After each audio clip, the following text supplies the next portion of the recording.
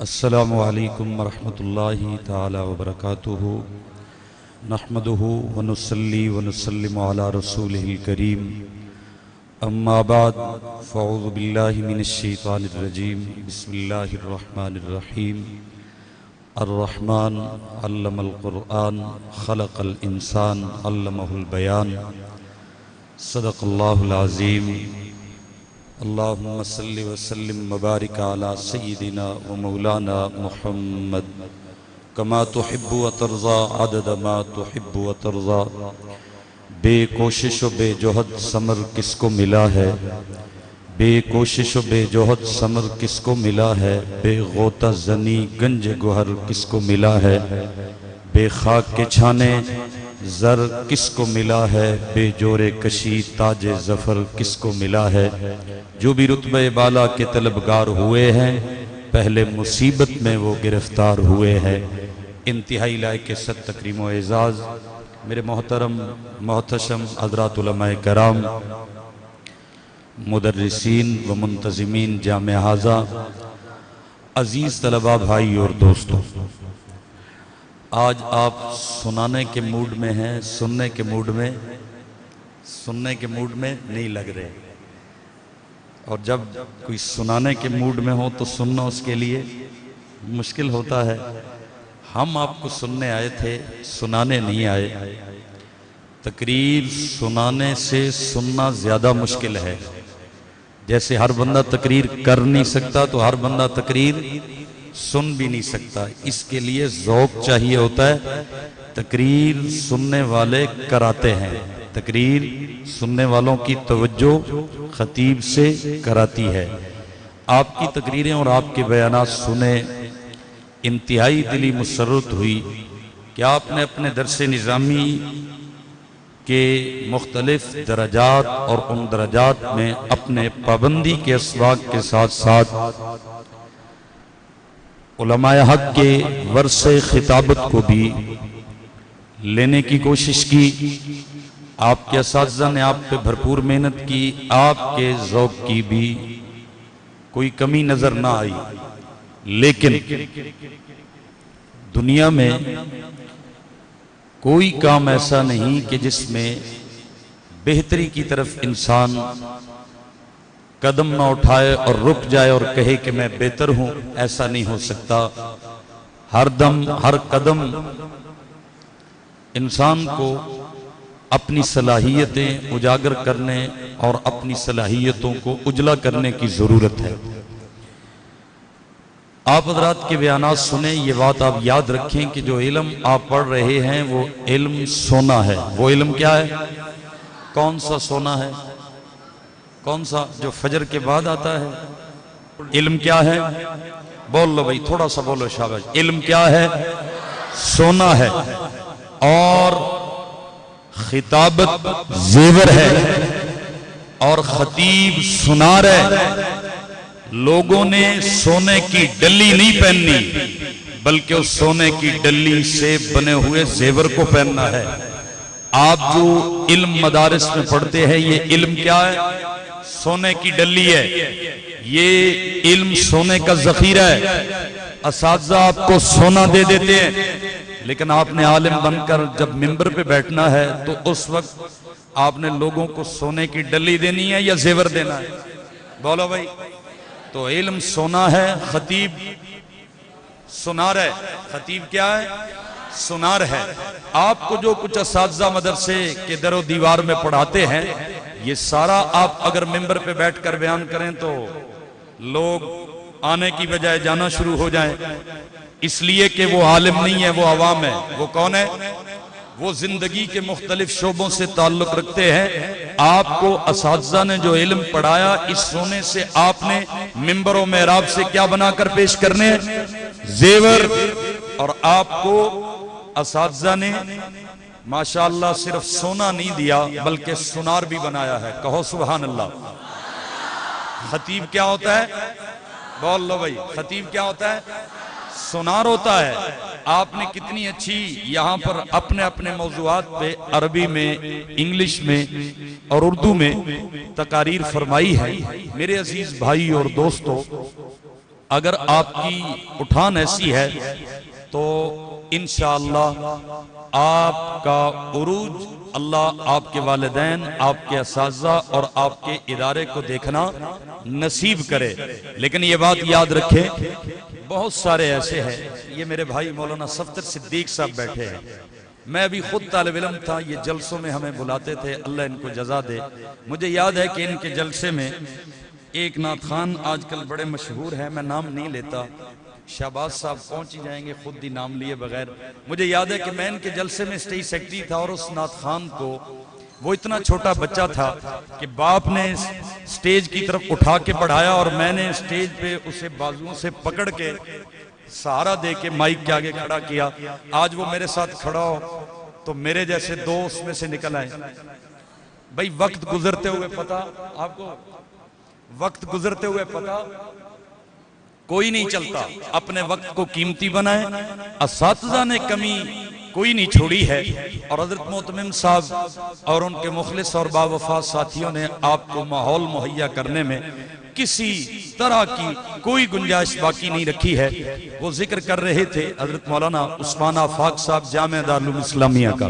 جامعہ دارالعلوم اسلامیہ کی خصوصیت اگر آسان لفظوں میں کہوں تو وہ کیا ہے کہ اگر کوئی وہاں بننا چاہے تو بہت کچھ بن سکتا ہے، اور بگڑنا چاہے تو بگڑ بھی سکتا ہے، اس لیے کہ کھلا ماحول ہے، نہ لڑائی، نہ جھگڑا، نہ بد اخلاقی، نہ فتنہ، نہ فساد۔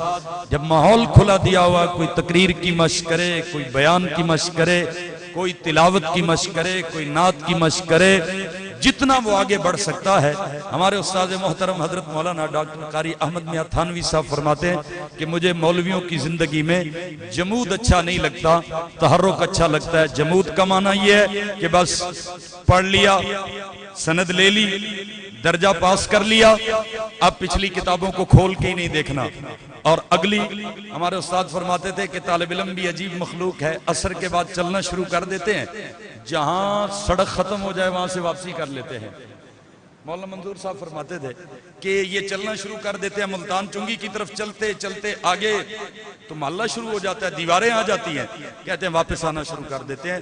تو وہ بھی کوئی طالب علم ہے کہ جس کا نصب العین ہی کوئی نہ ہو، جس کا مقصد ہی کوئی نہ ہو۔ اس لیے میرے عزیز بھائی اور دوستو، حضرت علامہ خالد محمود صاحب ہمارے استاذ گزرے ہیں، میرے مربی مشفق، حضرت فرماتے تھے وہ مولوی اپنے اوپر ظلم کرتا ہے جو تقریر نہیں سیکھتا۔ اور ایک دن جلال میں کہنے لگے کہ مولوی اپنے اوپر علم کا دروازہ بند کر دیتا ہے جب تقریر نہیں سیکھتا۔ مفتی کوئی کوئی عالم بنتا ہے، خطیب سارے علماء کو ہونا چاہیے کہ نہیں؟ بولو بھائی، قاری بھی کوئی کوئی بنے گا، مدرس بھی، لیکن دین کی دعوت دینا اور دین کا دفاع کرنا اور دین پر ہونے والے اعتراضات کے جوابات دینا، یہ ہر عالم کو آنے چاہیے کہ نہیں؟ اور یہ کس کے ذریعے ہوں گے؟ زبان و بیان کے ذریعے۔ یاد رکھو علماء حق کے ہمیشہ دو ہی ہتھیار رہے ہیں، ایک تحریر کا اور ایک تقریر کا۔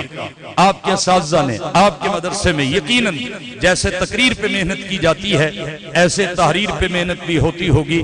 میرے محترم دوستو، عزیز بھائیوں، سوشل میڈیا جیسے پھیلتا جا رہا ہے اور دنیا آج گلوبل ویلیج بن چکی ہے، آج آپ یہاں بیٹھے ہوئے امریکہ والوں کی سن بھی سکتے ہیں اور انہیں سنا بھی سکتے ہیں، یورپ والوں کی سن بھی سکتے ہیں اور انہیں سنا بھی سکتے ہیں۔ یہ آج دور ایسا ہے، اس لیے آپ حق کا حق ہونا اور باطل کا باطل ہونا کب بنوا سکیں گے؟ جب آپ کے پاس زبان و بیان کی طاقت ہوگی۔ اس لیے عالم بننا ہے، اور عالم بھی علماء ربانی کا وارث۔ عالم بھی کون سا عالم بننا ہے بھائی؟ علماء حقانی کا وارث۔ اور ایسا بھی نہ ہو، ایک جلسے میں ہم تھے تو ایک اسٹیج سیکرٹری صاحب مانسیرا کے علاقے میں پورے جوش میں، اسٹیج سیکرٹری صاحب، میرا کوئی بیان لمبا ہو گیا اس دن، ایک بڑے عالم آنے تھے تو ان کے آنے تک بار بار منتظمین کہیں کہ ابھی اور کرنا ہے اور کرنا ہے، پونے 2 گھنٹے کے قریب بیان ہو گیا۔ اب اسٹیج سیکرٹری صاحب جب کھڑے ہوئے تو اسٹیج سیکرٹری پورے جوش میں کہنے لگا مولانا نے 2-1 گھنٹے بیان کیا ہے، آج بھی سید طولہ شاہ بخاری کے بیٹے اور ان کے روحانی وارث موجود ہیں، وہ عطا اللہ شاہ بخاری جو عشاء کی آذان کے وقت تقریر شروع کرتے اور فجر کی نماز تک تقریر کرتے رہتے. تو مجھے مولانا اورنگزیب صاحب کہتے ہیں شاہ جی نماز کب پڑھتے تھے عشاء کی؟ بھئی آذان کے وقت جب شروع کرائیں گے آپ شاہ جی کو تقریر اور فجر کی نماز تک لے جائیں گے تو یہ پھر وہی ہوگا جس کو امام اہل سنت مولانا سرفراز خان صفتر صاحب فرماتے تھے کہ ٹینکی میں کچھ نہ ہو، ٹوٹی کو کھول دو تو کون سی آواز آتی ہے؟ شو شو کی آواز آتی ہے نا، شو شو کی آواز آتی ہے. تو ہم نے شو شو والا خطیب نہیں بننا، اندر علم ہو اور زبان سے اس علم کا کیا ہو، بولو بھائی اس علم کا کیا ہو.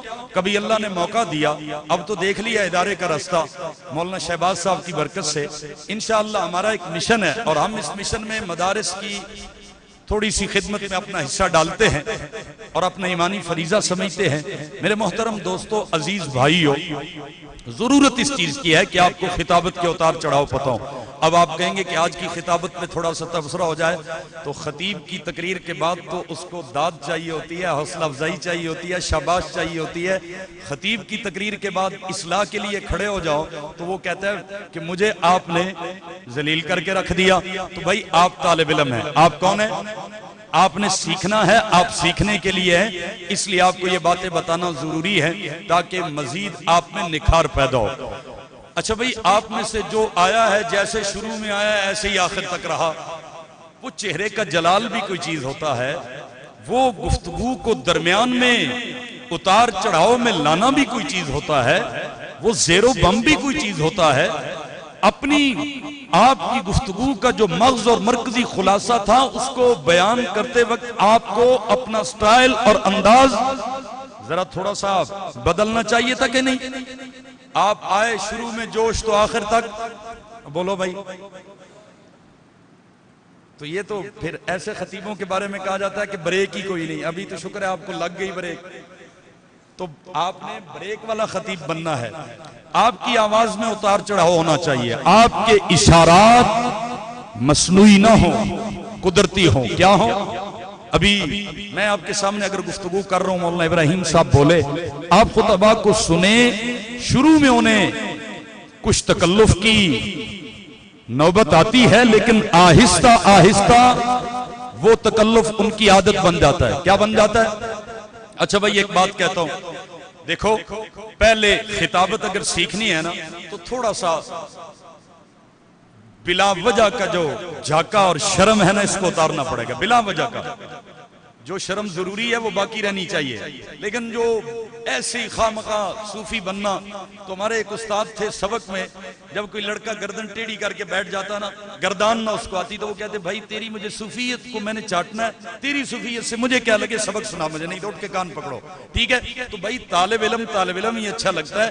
اپنے اوپر بلا وجہ کا شرم آپ مسلط نہ کریں. اچھا بلا وجہ کی شرم کو اتاریں. پہلے خطابت میں تھوڑی سی ریاکاری ہوگی. کیا ہوگی؟ اور بھائی علاج ہے نا، پہلے کیا؟ ریاکاری، ریاکاری سے پھر عادت اور عادت سے عبادت. آپ بہت بڑے اعلی حق کے خطیب بن جائیں گے لیکن پہلے تھوڑی سی ریاکاری. اب ریاکاری میں بتاتا ہوں کیسے. جائز ریاکاری، ناجائز نہیں. بھئی ریاکاری کیا ہے؟ اپنی تقریر کو ریکارڈ کریں. اپنی تقریر کو کیا کریں؟ بولے ریکارڈ کریں، آڈیو یا ویڈیو. اچھا بھئی یہ تھوڑی سی ریاکاری ہے. شیشے مدرسے میں ماشاءاللہ لگے ہوئے اور جدید بلڈنگ ہے، وہ شیشے میں مجھے نظر آ رہا ہے کہ جو سامنے صاحب کرسی پہ بیٹھے ہیں ان کی پکچر نظر آ رہی ہے. آپ میں سے مجھے کوئی بتا سکتا ہے کہ اس شیشے کا آپ نے کبھی فائدہ اٹھایا ہو؟ اس کے سامنے کھڑے ہو کر آپ نے خطبہ والا انداز اپنا کے تقریر کی مشق کی ہو؟ کسی نے کی ہے تو وہ ہاتھ کھڑا کرے. کبھی ویسے گزرتے ہوئے تقریر آ گئی ہو، کبھی آ بھی جاتی ہے نا، رک نہیں رہی ہوتی، تو کبھی آ گئی ہو اور شیشے کے سامنے سے گزر رہے ہو تو آپ نے ایسے ہاتھ اٹھایا ہو، اشارہ کیا ہو، کوئی ہے تو ہاتھ کھڑا کرے. کیوں بھائی؟ کیوں نہیں کیا؟ ایسے نہیں. اب آپ نے یہ جتنے شیشے ہیں توڑنے نہیں ہیں، ان شیشوں کو اپنے مفید استعمال میں لانا ہے. لائیں گے کہ نہیں لائیں گے؟ شیشے کے دیکھو موبائل میں لوگ سیلفیاں بناتے رہتے ہیں. آپ نے کبھی غور کیا ہے موبائل میں آپ جب سیلفی بنا رہے ہوں، سیلفی کا معنی خود ہی ہے. کیا ہے؟ خود ہی ہے. تو ہر بندہ آج خود ہی کا پیروکار ہے. اقبال بیچارہ روتا گیا, قوم نے سیلفیوں میں خود ہی تلاش کر لی.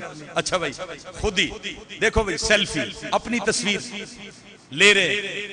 آپ نے کبھی غور کیا ہے کہ آپ اگر سیلفی لیتے وقت, یہ میں جائز ریاکاری بتا رہا ہوں, ناجائز نہیں ہے, آپ کو کچھ سکھانا ہے نا بھائی. دیکھو اب یہ میں نے اپنی طرف کیمرہ لگایا اور اس کی آنکھوں میں آنکھیں ڈال کے دیکھ رہا ہوں. آپ کو محسوس ہو رہا ہے نا کہ میں کدھر دیکھ رہا ہوں؟ کیمرے کی آنکھوں میں. بولو تو صحیح, لکھا ہوتا ہے نا کیمرے کی آنکھ. آپ کو کیمرے کی آنکھوں میں آنکھیں ڈالیں تو ریزلٹ کچھ اور ہوتا ہے, اور کیمرے کی آنکھوں میں آنکھیں نہ ڈالیں ریزلٹ کچھ اور ہوتا ہے. ایسا ہے یا نہیں؟ ابھی آپ چیک کر کے دیکھ لیں. ایک ساتھی کو کہیں کہ میں تقریر کرتا ہوں یا ویسے کھڑا ہو جاتا ہوں, آپ اس کیمرے کی آنکھوں میں آنکھیں ڈالیں گے ریزلٹ اور ہوگا, اور کیمرہ آپ کی طرف دیکھ رہا ہو اور آپ کہیں اور دیکھ رہے ہو تو آپ کو اپنی تصویر دیکھنے کا بھی دل نہیں کرے گا. آپ اپنے آپ کو کب دیکھیں گے؟ قوم آپ کو کب دیکھے گی؟ جب ریکارڈنگ کرتے وقت. میں اصل میں ایک اور بات کی طرف آپ کو لے جانا چاہتا ہوں. جب ریکارڈنگ کرتے وقت آپ کیمرے کی آنکھوں میں آنکھیں ڈال کے دیکھ رہے ہیں, اس ریکارڈنگ کو ہر بندہ شوق سے سنے گا, دیکھے گا. ایسے ہے یا نہیں؟ یہ جو صدر وزیر اعظم تقریر ریکارڈ کراتے ہیں, قوم سے جو بیان کرنا ہوتا ہے, یہ تو بند کمرے میں بیٹھ کے کرتے ہیں, لیکن وہ ایسی بریفنگ دی جاتی ہے, ایسی ان کو تربیت دی جاتی ہے, ایسے وہ کیمرے کی آنکھوں میں آنکھیں ڈال کے کرتے ہیں بات کہ رات کو وہی جب بیان ٹی وی پہ نشر ہوتا ہے تو پوری قوم سمجھتی ہے یہ ہم سے کیا ہو رہا ہے, ہم سے خطاب ہو رہا ہے. اب سمجھو خطیب کیسے پورے مجمع کو اپنی مٹھی میں لے لیتا ہے. اس کے پاس گر کیا ہوتا ہے؟ اس کے پاس یہی گر ہوتا ہے جو میں نے آپ کو کیمرے سے سمجھانے کی کوشش کی ہے. وہ جدھر بھی دیکھتا ہے, ضروری نہیں کہ وہ ایک ہی طرف دیکھتا رہے, لیکن جدھر بھی دیکھے وہ جم کے دیکھتا ہے. وہ بولو بھائی, آپ کی طرف میں دیکھ رہا ہوں بدل بدل کے زاویے, لیکن جم کے دیکھ رہا ہوں کہ نہیں؟ اچھا فوراً آپ اندازہ کر لیتے ہیں کہ اس بندے کو تقریر پہ اعتماد ہے یا نہیں. اس کی آنکھوں کی چمک بتا دیتی ہے. اب ہم جب بیٹھے ہوتے ہیں, آپ کا ریزلٹ تیار کر رہے ہوتے ہیں, تو اس میں مین چیز کیا ہوتی ہے؟ بچے ہیں, آپ سے لفظ بھی غلط ہو سکتا ہے, آپ کی بہت بڑے عالم نہیں ہیں, یا آپ کی اصلاح کے لیے آپ کو موقع ملا ہے, درسگاہ میں ہم بیٹھے ہیں, لیکن آپ کی جو مین چیز آپ کو اجاگر کرتی ہے وہ کیا ہوتا ہے؟ آنکھوں کی چمک, آنکھوں کی اور آنکھوں کا اعتماد. یہ آنکھوں کا اعتماد حاصل کرنے کے لیے آپ کو مسلسل مشق کی ضرورت ہوگی. کس کی ضرورت ہوگی؟ اچھا اس کے لیے میں ایک آسان بات بتاتا ہوں. آپ ذرا ادھر, آپ نہیں, آپ نے تو پوزیشن لی ہے نا, کوئی اور آئے جس نے پوزیشن نہیں لی. آپ ادھر آؤ بھائی, کالی ٹوپی والے. اچھا آپ کا نام کیا ہے اور آپ پڑھتے کہاں پہ درجہ؟ اب اگر تو اس بچے نے ان سوالات میں اپنے اوپر روب میرا طاری کر لیا تو یہ گھبرا جائے گا, اور اگر جیسے آپ سے بے تکلفی میں گفتگو کرتا ہے, مجھے بھی بے تکلفی میں بتا دے کہ میرا نام یہ ہے, میں یہاں پڑھتا ہوں, بے تکلفی میں بتائیں. ابھی پہلے والا انداز نہ ہو. ابھی میں آپ سے پوچھتا ہوں آپ کا نام کیا ہے؟ آپ نے اپنے اوپر طاری کیا ہوا ہے, مجھے طاری نہ کرے. آپ پڑھتے کہاں ہے؟ اب سنیں, مقرر کو بے تکلف ہونا پڑتا ہے. جب آپ اپنے اوپر کوئی روب مسلط کر لیں گے نا, تو آپ کے اعصاب کیا ہو جائیں گے؟ جکڑے جائیں گے. جب اعصاب جکڑے جائیں گے تو آنکھوں میں خاک چمک آنی ہے, آنکھوں میں کیا اعتماد آنا ہے. سمجھ آ رہی میری بات؟ بالکل اپنے آپ کو ڈھیلا ڈھالا بے تکلف کر کے کہ مجھے ایک بندے سے گفتگو کرتے ہوئے جب ڈر نہیں لگتا تو سینکڑوں بیٹھے ہوں تب بھی میں ڈروں گا, تب بھی گھبراؤں گا نہیں. اچھا اگر اسی بات کے بعد میں آپ کے پوزیشن ہولڈر دوستوں کو کہوں کہ آپ یہاں پہ آئیں جنہوں نے پوزیشنیں لی ہے, تو آپ میں کم از کم اتنی تبدیلی تو آنی چاہیے کہ آپ نے جیسے تقریریں تھوڑی دیر پہلے کی ہے, ابھی مزید اعتماد کی کوشش کریں, کل مزید اعتماد, اگلی بزم میں مزید اعتماد کرتے کرتے آپ میرے بھائیوں مدرسے سے فارغ ہو کے جا رہے ہوں گے, مدرسے کی نیک نامی کا باعث بن چکے ہوں گے. ہم سے ثالثہ اور رابعہ میں علماء پوچھتے تھے کہ آپ کون سے مدرسے میں پڑھاتے ہیں. میں اپنی خود سنائی کی بات نہیں کر رہا, اکابرین پوچھتے تھے جلسوں میں کہ آپ کون سے مدرسے میں پڑھاتے ہیں. تو ایک دفعہ حضرت مولانا محمد الیاس گمن صاحب مجھے انہوں نے کہا کہ لاہور ہماری میٹنگ ہے تو آپ نے اس میں آنا. میں نے کہا حضرت میرے پیپر ہیں تو میں نہیں آ سکتا. تو مجھے کہنے لگے, عجیب بات ہے, تعلق بھی پرانا تھا, مجھے کہنے لگے کہ مولانا پیپر میں نگرانی کرنی ہوتی ہے نا, تو نگرانی تو صبح آپ نے کرنی ہے. میں نے کہا حضرت میں رابعہ کا طالب علم ہوں, میں نے پیپر دینا ہے, نگرانی نہیں کرنی. اس دن اتنا پرانا تعلق ہونے کے باوجود اس دن یہ بات کھلی مولانا پہ اور میرے اوپر, یہ کھلی کہ وہ مجھے عالم سمجھتے ہیں, استاد سمجھتے ہیں, میں طالب علم ہوں, اور ان پہ کھلی کہ میں اسے استاد سمجھتا ہوں اور یہ طالب علم ہے. مدرسوں کی اپنے ان اساتذہ کی قدر افزائی کرتے ہوئے ان کی عزت کا باعث بننا ہے کہ نہیں بننا. اس وقت لوگ جھوٹ کو بیان کرنے سے نہیں ڈرتے. میں آپ کو بتا نہیں سکتا کہ نیٹ پہ اس وقت باطل کے ایسے ایسے خطیب ہیں, ایسے میں صرف ایک فرقے کی بات نہیں کر رہا. آپ جس باطل مذہب اور فرقے کا مبلغ, اس کا دائی, اس کا واعظ, اس کا خطیب, اس کا مقرر, اس کا وکیل اور اس طبقے کا کوئی بھی خطیب اٹھا کے دیکھے وہ ایسا زہر گھول رہا ہے تو جھوٹ کہنے والے جھوٹ سے نہیں شرما رہے. آپ سے میں پوچھتا ہوں, ہم حق والے حق کہنے سے شرمائیں گے؟ اب بولو بھائی, حق کہنے سے شرمائیں گے؟ اچھا, باطل محنت کر رہا ہے, وہ باطل کو اس انداز میں پیش کرتا ہے کہ اس وقت صحیح العقیدہ گھرانوں کے بچوں کے ایمان کو بچانا مشکل ہو گیا. ایسے ایسے شکوک, ایسے ایسے شبہات, ایسے ایسے سوالات, ایسے ایسے اعتراضات. تو آگے ہماری کھیپ تو آپ ہے. عزیزم بھائی مولانا ابراہیم صاحب کہہ رہے تھے امیر شریعت نے اب نہیں آنا, مولانا محمد علی صاحب جالندری نے اب نہیں آنا. ان کے نام لیوا میں اور آپ ہیں. میرے عزیز بھائی اور دوستو, ہم نے جیسے ہمارا مقدمہ مضبوط ہے. آپ سے میں ایک بات پوچھتا ہوں, آپ بیٹھ جائیں. اب تو کافی اعتماد ہو گیا ہوگا نا, یہ کھڑا ہونا بھی خود اعتمادی کی ایک بڑی دلیل ہے بھائی, کیا خیال ہے؟ دیکھو اپنے سینے پہ کوئی بات لکھ لو. چھوٹا سا میں بچہ تھا, بھی سکول پڑھتا تھا, استاد نے میرے ساتھ ایک دوست کو کھڑا کیا اور کہا کہ آپ دونوں نے تلاوت بھی کرنی ہے, نعت بھی پڑھنی ہے, تقریر بھی کرنی ہے, دونوں نے. اچھا بھائی, مجھے علماء سے بہت زیادہ پیار تھا, اتنا پیار تھا میں والد صاحب کو کہتا تھا کہ میں نے حفظ کوئی نہیں کرنا, مجھے ڈائریکٹ عالم بنائے. علماء کی تقریریں سن کے اللہ انہیں جزا دے, انہوں نے حفظ بھی کرایا, تجوید, قرات ساری پڑھائی اور اس لائن میں اپنے شوق سے آگے بڑھے. اچھا, میرے ساتھ اس کلاس فیلو کا نام تھا فاروق. حضرت استاد نے دونوں سے تلاوت کرائی, پھر نعت پڑھنے کا کہا, پھر تقریر کرنے کا کہا. اب استاذی ریزلٹ کیا دے رہے ہیں؟ سکول کے ہمارے ٹیچر تھے, وہ کہہ رہے ہیں کہ فاروق مقرر اچھا بنے گا, اور میرا کہا یہ نعت خان اچھا بنے گا. میں کہا کرتا ہوں اگر طالب علم اپنے دل پہ, سینے پہ کوئی لکھ لینا بات اور اپنے اللہ سے تاریں جوڑ لے تو بعض دفعہ اللہ استادوں کی بات کو بھی اس کے حق میں پلٹ دیتے ہیں. استاد جی کیا کہنے لگے کہ وہ مقرر اور خطیب اچھا بنے گا, اور یہ اب حضرت مجھے جو تکلیف ہوئی اس جملے سے, کیونکہ میں تو مقرر بننا چاہتا تھا, تقریر مجھ سے ہو ہی نہیں سکی. میں دیہات کا رہنے والا تھا, وہ شہر کا رہنے والا تھا فاروق, اس لیے استادوں نے اپنے طور پہ صحیح کہا کہ وہ خطیب بنے گا, عالم بنے گا, اور یہ میری سر تھی, نعت اچھی پڑھی میں نے, یہ نعت خان بنے گا. میں نے یہ بات دل پہ لکھ لی.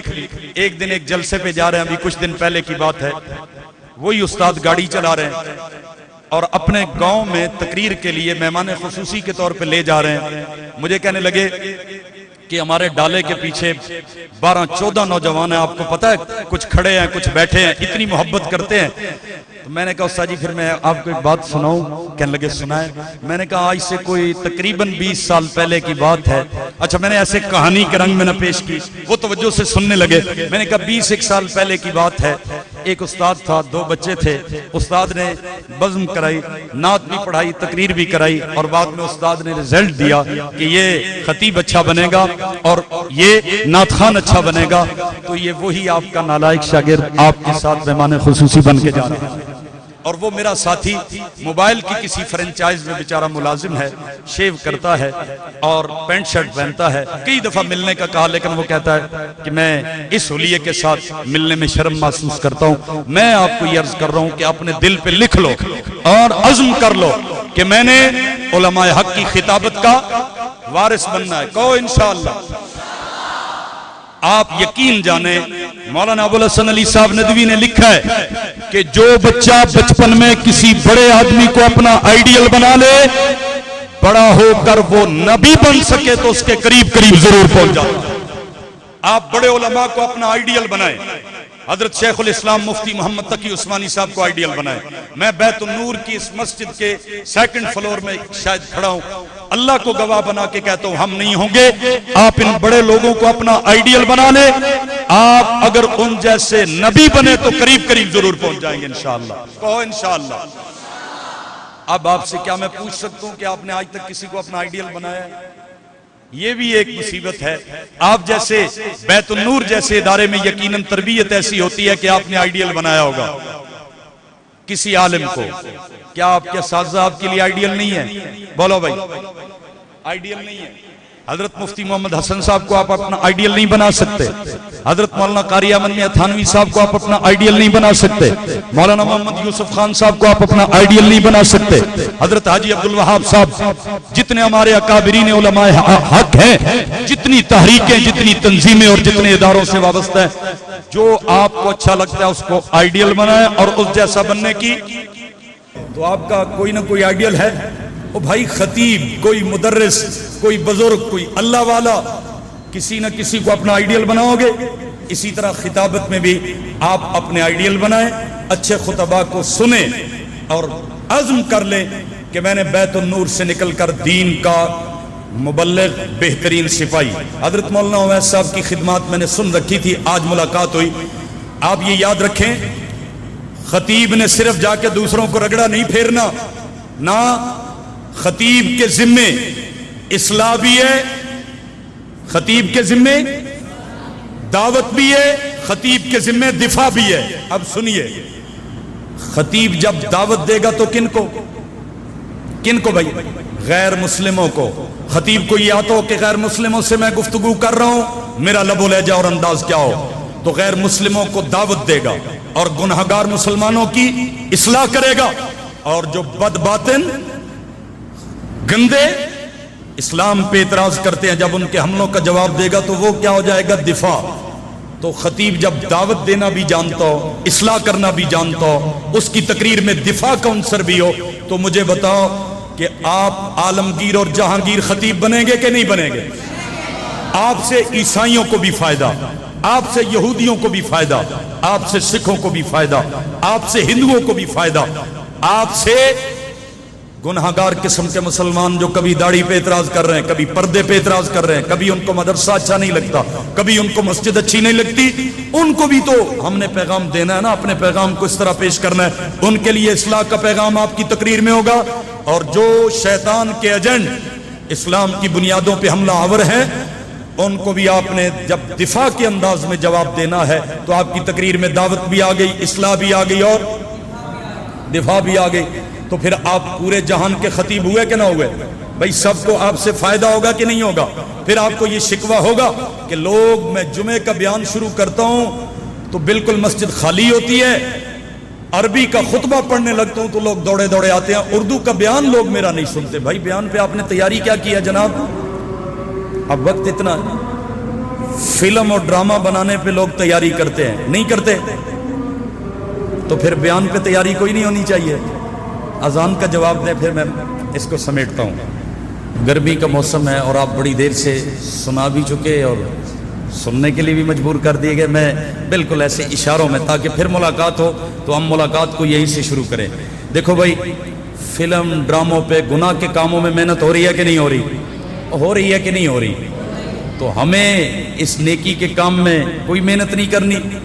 دین کی بات کو جتنا حسین انداز میں ہو سکے ہم نے پیش کرنے کی کوشش کرنی ہے کہ نہیں کرنی؟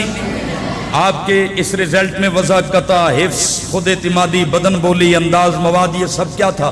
آپ کو ایسا معیاری، آپ کی شخصیت سے لے کر آپ کی خطابت تک ایسا معیاری نمونہ بنا کے پیش کرنا چاہتا ہے آپ کا ادارہ بیت النور کہ آپ احقاق حق کر سکیں اور ابطال باطل کر سکیں، آپ حق کے دائی ہوں، حق کے سپاہی ہوں۔ میرے عزیز بھائی اور دوستو، اب تیاری میں کئی چیزیں ہیں، میں اب اس تفصیل میں نہیں جاتا، لیکن آپ نے صرف یاد رکھنا ہے کہ آواز میں اتار چڑھاؤ کی مشق کرنی پڑتی ہے۔ اے ای آئی او یو تو آتا ہوگا کہ نہیں آتا؟ واول حروف ہے نا۔ اچھا، یہ سبق کبھی میری ملاقات ہوئی تو آپ سے سنوں گا۔ آپ نے اگر آواز کو پرکشش بنانا ہے، ہماری یہ نمبروں میں پہنچ کر اگر آپ کوشش کریں گے نا کہ میری آواز اب پرکشش بنے، پہلے جو بن چکی ہوگی۔ خطیب کا سب سے بڑا سرمایہ کیا ہے؟ آواز کا پرکشش ہونا۔ اور پرکشش آواز کب ہوتی ہے؟ کہ اس میں اتار چڑھاؤ ہو، اس میں غم کا اظہار بھی آپ کر سکیں، اس سے جذبات کا اظہار بھی آپ کر سکیں، اس سے دعوت کا اظہار بھی آپ کر سکیں، اس سے آپ ایک احتجاجی جلسے میں بھی تقریر کر سکیں، آپ جمعے کا بیان بھی کر سکیں اور درس قرآن بھی دے سکیں۔ خطیب کا سب سے بڑا سرمایہ آواز کا اتار چڑھاؤ ہے۔ تو آپ نے آواز کے اتار چڑھاؤ کے لیے کچھ مشقیں بتا دے تو یہ کرنی ہے، باقی میں چھوڑ رہا ہوں بات۔ مشقیں کون سی کرنی ہیں؟ اے ای آئی او یو یہ کیا کہلاتے ہیں؟ واول۔ کیا کہلاتے ہیں؟ واول کہلاتے ہیں نا۔ آپ نے ایسے کرنا ہے کہ لمبا کرنا ہے، اے کرتے جائیں کرتے جائیں۔ طالب علم تو بڑے شرارتی ہوتے ہیں، کریں لمبا کریں اور کرتے جائیں۔ تو ایک کہہ رہا تھا، اچھا دیکھو آواز میں یہ کشش پیدا ہو گئی نا، گلے کی گراریاں بن جائیں گی۔ خطیب کے گلے کی اصل گراریاں ہوتی ہیں، تو آپ سریلے خطیب بھی بن جائیں گے، رسیلے بھی بن جائیں گے، جوشیلے بھی بن جائیں گے اور بھڑکیلے بھی بن جائیں گے، جیسے جیسے ضرورت پڑے گی، حالات کا تقاضا ہوگا، لیکن گلا اور گلے کی گراریوں کا مضبوط ہونا ضروری ہے۔ اے کہو اے، اچھا ای اور آئی او یو، یہ کیا ہوگا؟ یہ آپ جب اس کو بڑھاتے جائیں، جب تک سانس نہیں ٹوٹتا یہ آواز آپ کی نکلتی رہنی چاہیے۔ اس سے اے ای آئی او یو آپ کی آواز میں روزانہ 5 منٹ اگر آپ مشق کریں، آپ اپنے گلے کی کشش مہینے کے بعد چیک کرنا۔ ایک اور طریقہ بتاتا ہوں۔ سانس جو ہے نا، بعضوں کا سانس ٹوٹ جاتا ہے۔ عربی میں بعض بچوں نے خطاب کی بہت اچھے، لیکن وقف ان کا جہاں پہ ہونا چاہیے تھا وہاں نہیں ہو رہا تھا۔ خطیب پوری بات کو لے آتا ہے اور سانس جس جگہ پہ اسے توڑنا چاہیے تھا اس سے پہلے ہی بے اختیار اس سے سانس ٹوٹ جاتا ہے، جس سے بات کا وزن ہی کیا ہو جاتا ہے؟ خراب ہو جاتا ہے۔ تو سانس ورزش نہیں ہوتی نا تو سانس کمزور ہو گئی۔ اللہ آپ کو گراؤنڈ بھی دے دے، بہت بڑا گراؤنڈ دے دے، جتنا اللہ نے حضرت مولانا اویس صاحب مفتی عثمان صاحب کو سینہ دیا، اس سے بھی بڑا گراؤنڈ عطا کرے۔ اچھا بھائی، آپ مشق سینہ ظرف، آپ مشق کریں سانس کی مشق کیسے کریں کہ تقریباً 5 سیکنڈ میں آپ سانس اندر لے جائیں ناک کے راستے سے۔ کریں، ناک کے راستے سے سانس اندر لے گئے، لے کے اسے 10 سیکنڈ روکیں، لگ پتا جائے گا، روکیں ذرا 10 سیکنڈ گن لیں، 10 سیکنڈ روکیں، 15 ہو گئے، 5 سیکنڈ اندر لے جانے میں، 10 سیکنڈ روکنے میں، اور پھر 5 سیکنڈ میں یکدم پھا نہیں مارنا، بلکہ 5 سیکنڈ میں منہ کے راستے سے اس کو نکالیں تو کتنے سیکنڈ ہو گئے؟ 20 سیکنڈ میں آپ کا سانس مضبوط ہو جائے گا۔ یہ 20 سیکنڈ کی مشق چلتے چلتے آپ 1 منٹ کی مشق بھی کر سکتے ہیں۔ قاری نعت خوان خطیب کے لیے سانس کا مضبوط ہونا ضروری ہے کہ نہیں؟ اب بھائی بولو نا، ورنہ آپ ہفتے میں 1 تقریر بھی مشکل سے کر سکیں گے۔ اور کہاں خطیب کے جو روزانہ 5 تقریریں کرتے ہیں۔ اچھا، میں مشق بتا رہا تھا، یہ مشق آپ نے کرنی ہے، ٹھیک ہے؟ سانس کی اور گراریوں کی ایک اور مشق بتاتا ہوں۔ قرآن کی ایک سورت لے لیں، اس کو خطیبوں کے انداز میں پڑھیں۔ جیسے اب ایک تو قاریوں کے انداز میں پڑھتے ہیں نا، القاریہ ملقاریہ، اور ایک جیسے حضرت مولانا طارق جمیل صاحب کیسے آپ اس کو پڑھتے ہیں؟ القاریہ، پڑھیں ذرا میرے ساتھ، القاریہ ملقاریہ۔ تجوید بھی غلط نہ ہونے پائے، قرآن کا تلفظ بھی صحیح رہے، لیکن انداز کون سا؟ خطیبوں والا۔ وما ادراک ملقاریہ یوم یکون الناس کالفراش المبثوث وتکون الجبال کالعہن المنفوش۔ یہ آپ کو میں بتا رہا ہوں. اور اصل اردو کی خطابت سیکھے. اردو کی خطابت اگر سیکھ لی، باقی صرف زبانیں سیکھنے سے آپ کو پوری دنیا میں وہ خطیب مانا جائے گا. آپ جانتے ہیں جو ایشیا کے خطیب ہیں ان کا ثانی پوری دنیا میں کوئی خطیب ہے؟ بولو بھائی. اس لیے کہ جس کو اردو کی خطابت پہ پورا بھروسہ ہے، اردو کی خطابت پہ مہارت ہے، وہ کسی زبان میں خطابت پہ مار کھاتا نہیں ہے. تو یہ دوسری مشق یاد رہے گی. اب تیسری مشق سنیں. کوئی خبر لے لیں، جیسے واٹس ایپ پہ، فیس بک پہ خبر ہے، تو خبر کو خبروں کے انداز میں پڑھیں. خبریں کبھی سنی ہیں؟ او بھائی خبریں کبھی سنی ہیں کہ آج، اب اس کو ذرا آپ خبر کے انداز میں کہ ہمارے تو گلے پیپے بن چکے ہیں نا بول بول کے، اس لیے اب ہم سے ایسی توقع نہ رکھیں، لیکن آپ ذرا بولنے کی کوشش کریں. تین مشقیں میں نے آپ کو بتا دی، قرآن سے، AEIOU سے اور خبروں سے. اور چوتھی مشق بتاتا ہوں. کوئی بھی شعر لے لیں، شعر، ایک شعر ہو، دو شعر ہوں، ان کو خطیبوں کے انداز میں مشق کریں. اچھا خطیب کے انداز میں مشق کیا ہوتی ہے کہ طلوع عروج غروب آپ کو آتا ہو. اب یہ باتیں میں وہ کر رہا ہوں، کبھی پھر ملاقات ہوئی تو ان کو چھیڑیں گے. طلوع عروج اور بھائی طلوع میں کیا ہوتا ہے؟ طلوع میں آہستہ آہستہ چڑھنا ہوتا ہے، عروج میں پورا اوپر چڑھ گئے، اور غروب میں پھر اترنا ہوتا ہے. یہ خطیب کو اپنے جملے اور اشعار بولتے ہوئے انداز آنا چاہیے، اور اس کو گلے کی گراریوں پہ ایسا کنٹرول ہو کہ وہ طلوع عروج اور غروب میں آ سکے. پھر آپ دیکھیے گا مقابلے کی تقریر کیسے جیتی جاتی ہے. آپ آئیں گے طلوع میں ہوں گے، اگلے منٹ یا 2 منٹوں میں آپ پورے عروج پہ ہوں گے، اور اگلے منٹ میں آپ غروب پہ ہوں گے. 7 کی بجائے 4 منٹوں میں آپ مقابلہ جیت کے جا رہے ہوں گے. اور ایسے ہی خطیب آتے ہیں، اپنا آپ جس نے منوانا ہوتا ہے وہ 1 منٹ میں بھی منوا لیتا ہے. بھائی بولو تو صحیح، 1 منٹ میں بھی منوا لیتا ہے. آپ نے مولانا ابوالکلام آزاد کا مختصر ترین خطاب علماء سے سنا ہوگا کہ وہ دہلی سے راولپنڈی جا رہے تھے. پاکستان ابھی نہیں بنا تھا. گجرانوالہ سے گزرنے لگے تو گجرانوالہ کے مسلمانوں نے کہا مولانا ابوالکلام آزاد سے درخواست کی خط کے ذریعے کہ آپ نے گجرانوالہ میں خطاب کرنا ہے. مولانا نے کہا میں بالکل گجرانوالہ میرے شیڈول میں ہی نہیں ہے، میں خطاب نہیں کروں گا، ٹرین سے گزروں گا. اس دوران جو آپ کر سکتے ہیں کریں. تو ٹرین آپ کو پتا ہے چھوٹے اسٹیشنوں پہ صرف 2 منٹ کے لیے رکتی ہے. گجرانوالہ کے مسلمانوں نے کہا ہمیں یہی منظور ہے، آپ 2 منٹ میں جتنا ہم سے خطاب کر سکیں کریں. سپیکر کا انتظام کر دیا، لوگ سارے اسٹیشن پہ پہنچ گئے. مولانا ابوالکلام آزاد کا ڈبہ رکا، سپیکر آگے کر دیا گیا، دروازے میں آئے. 1 منٹ تو ویسے ہی گزر گیا نعروں میں اور استقبال میں. 1 منٹ سے بھی کم وقت میں مولانا نے اپنی زندگی کا خطاب کیا ہے، مختصر ترین خطاب.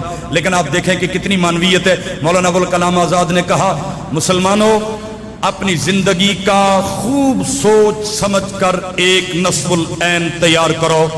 اپنی زندگی بے مقصد نہ بناؤ، اپنی زندگی کو بامقصد بناؤ، اور اس کے لیے خوب سوچ سمجھ کر ایک نصب العین بناؤ، اور پھر اس نصب العین کے لیے اپنی جان بھی لڑا دو. کہو سبحان اللہ. بس یہ پیغام دے دیا. تو یہی میری گفتگو کا شروع تھا، یہی اختتام ہے کہ اپنی زندگی کا نصب العین بناؤ، اور پھر اس پر جان بھی، پھر اس پر اخلاص سے جان بھی لڑا دو. یعنی اپنا آپ کی خوشیاں غمیاں عصر کے وقت ہمیں نہیں یاد کہ ہم نے پوری طالب علمی میں کبھی کھیل کے گراؤنڈ میں اپنے وقت کو ضائع کیا ہو.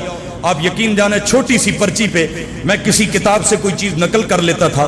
دارالعلوم اسلامیہ میں پڑھتے ہو کوئی طالب علم کہہ دے 6 سال پڑھا ہے کہ عصر کے بعد میں اس کے ساتھ کھیلنے گیا ہوں یا میرے ساتھ کوئی گیا ہو، تنہائی میں پرچی ہاتھ میں کسی نہ کسی کھلے راستے میں نکل جانا، اور وہ آیت، وہ حدیث، وہ اشعار، وہ جملے اور وہ خوبصورت باتیں یاد کرتے رہنا. تو آپ بھی انشاءاللہ ارادہ کرتے ہو چھوٹی چھوٹی پرچیوں سے بڑے بڑے خطیب بنو گے. لوگ آپ کی تقریریں اپنی کاپیوں پہ نوٹ کریں گے.